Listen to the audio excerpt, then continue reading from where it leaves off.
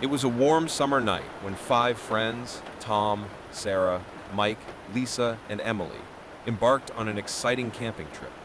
The dense and isolated forest, known as the Forest of Darkness, was the chosen destination for their adventure. The forest's dark name was nothing more than local superstition, and they were excited to spend a weekend away from the hustle and bustle of the city. The group traveled for hours, leaving civilization behind as they approached their destination.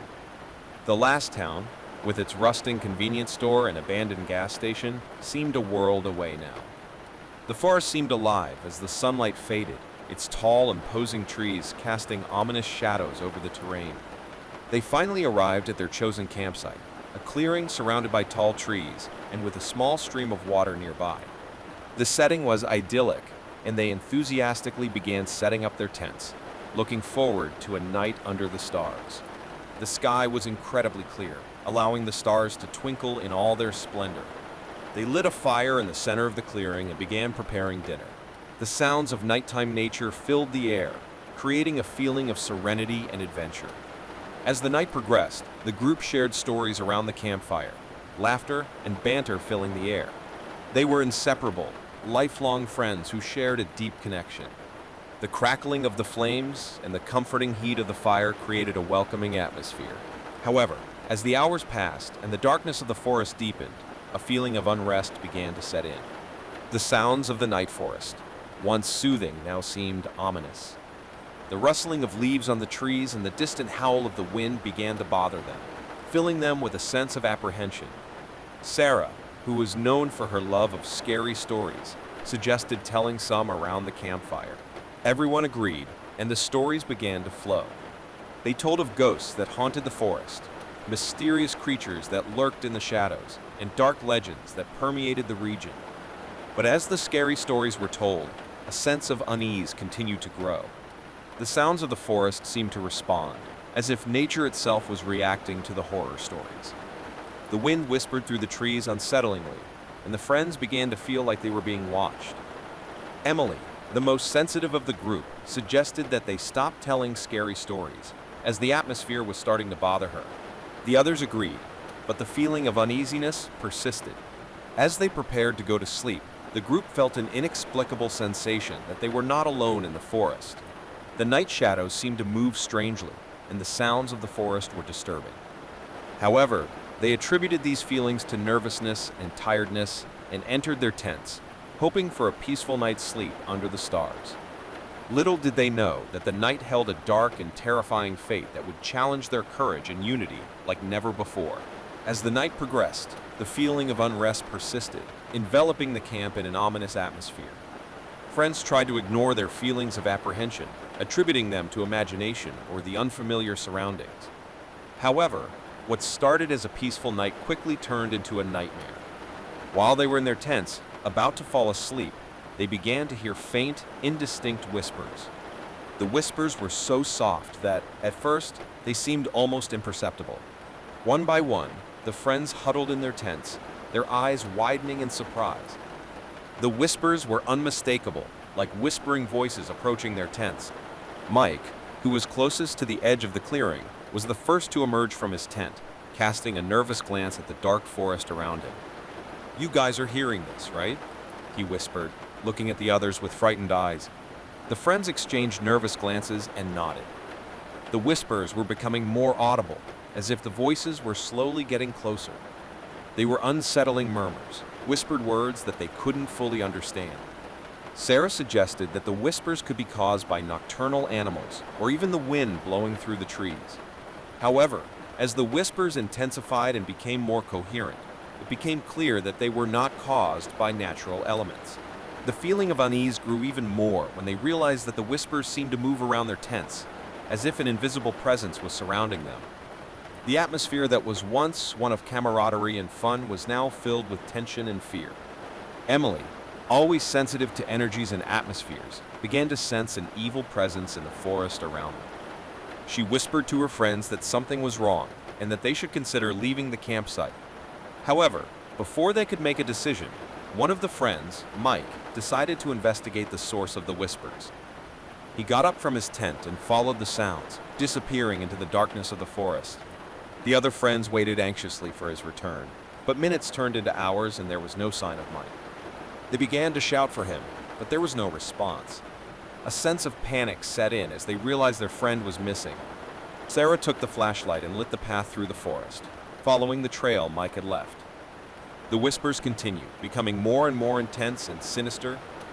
It was then that Sarah found Mike's flashlight lying on the floor, illuminating a terrifying scene. There were scratch marks on the ground and trampled leaves, as if a fight had taken place. There was no sign of Mike. The friends were in a state of shock and panic, not knowing what to do next. The fear was palpable as they clung to the hope that Mike might be hiding nearby. But the whispers continued, enveloping them in a nightmare that was just beginning. Mike's disappearance threw the group into a state of absolute panic. They called out his name, but the forest remained silent, except for the unsettling whispers that hung in the air. Sarah's flashlight trembled in her hand, casting dim light on the disturbed leaves on the ground. With no other option, they decided to follow Mike's trail in hopes of finding him. The forest seemed darker than ever, and the night sounds echoed like distant laughter, intensifying his sense of terror. As they walked deeper into the forest, the whispers became clearer and more coherent. They were whispering voices that murmured words that were almost understandable, but not quite. With each step, the feeling that something was wrong only increased. After following the trail for some time, Sarah stumbled upon a familiar object, Mike's backpack. It was lying on the floor, abandoned, as if it had been torn away by force. Its contents were scattered around, including a notebook that Mike often carried with him. The friends searched the notebook, looking for clues as to what could have happened to him. Mike's last notes were incoherent and full of panic, mentioning whispering voices in the darkness of the forest, and the feeling that something was watching them. Anxiety gripped the group as they realized something terrible was happening in that forest. They had no idea who or what was behind the whispers and Mike's disappearance, but they were determined to find answers. They continued to follow the trail, now with faster steps and the feeling that time was running out. The darkness of the forest seemed to swallow them, the tall, ominous trees creating a feeling of claustrophobia. It was then that they heard a distant sound of crying. It was a lonely voice, full of fear and despair. They immediately recognized it as Mike's voice. Without thinking twice, they ran towards the sound, shouting Mike's name and hoping to catch up to him. The crying seemed to come from a heavily wooded area ahead, where the moonlight barely penetrated. When they finally arrived at the scene, what they found left them astonished. Mike's tent was torn to pieces, and he was sitting on the ground, shaking with fear. His eyes were wild, and he didn't seem to recognize his friends. I saw, Mike muttered, his voice shaking. His friends tried to calm him down and asked him what had happened, but he could only repeat the same sentence, I saw. Them. The whispering voices were almost tangible, filling the air around them. The group panicked, trying to protect Mike as the whispers enveloped them. The hooded figure they had seen earlier emerged from the shadows, advancing towards them with slow, sinister steps. The feeling of terror was overwhelming. The friends were trapped, unable to escape the evil presence that surrounded them. They knew they needed to fight for their lives, but against an invisible and seemingly supernatural enemy, they had no idea how to do so. What would happen to the group in that haunted forest? Who was the hooded figure that seemed to control the ominous whispers? The answers remained unclear and terrifying as they faced a fight for survival in the suffocating darkness of the forest. The hooded figure slowly approached the group of friends, his eyes hidden beneath the hood fixed on them. The ominous whispers were still echoing around, making the atmosphere even more oppressive. Fear spread like a disease, threatening to consume them completely. Emily, despite her fear, was the first to act. She grabbed Sarah's flashlight and pointed it toward the hooded figure. The bright light illuminated the intruder's face, revealing a blank and cold expression. However, what was most terrifying was the fact that the figure had no visible face beneath the hood, just deep darkness. "Who are you? What do you want?" Emily shouted, struggling to keep her voice steady. The hooded figure didn't respond. It just continued to advance slowly, as if it was waiting for something. The whispers grew in intensity, filling the friends' ears with unintelligible words. Lisa, overcome with panic, grabbed a piece of wood from the half-extinguished fire, and brandished it toward the figure. However, the attack seemed futile as the figure deftly dodged, as if it had anticipated the movement. Lisa screamed in terror as she felt a presence behind her and turned to see a second hooded figure emerging from the shadows. Now, the group was completely surrounded, facing two hooded figures who seemed to be guided by a sinister intelligence. The friends were at a disadvantage, not knowing how to fight their mysterious attackers. The hooded figures began to move faster, advancing towards their friends with menacing determination. The whispering voices became more aggressive, as if they were turning into ominous orders. Tom, the most physically resistant of the group, took the initiative to fight the intruders. He lunged towards one of the hooded figures, trying to knock him down. However, his attempt was in vain as the figure deftly dodged and Tom fell to the ground with a groan of pain. Sarah and Emily rushed to help Tom, while Lisa remained on guard, brandishing her piece of wood like a baton. The hooded figures, however, seemed to have no interest in physically harming the group.